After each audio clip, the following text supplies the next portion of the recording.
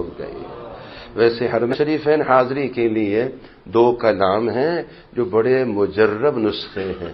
ایک پائی بھی جیب میں نہیں تھی ان کے، مجھے انہوں نے کہا کہ جب سے آپ نے یہ نسخہ بتایا ہم نے مانگا تو اپنا تو تصور نہیں کہ خود جا سکیں، ایک پائی نہیں، لیکن اللہ تعالیٰ نے انتظام فرمایا، والدہ صاحبہ بھی، اہلیہ محترمہ بھی، ہمشیرہ صاحبہ بھی اور خود۔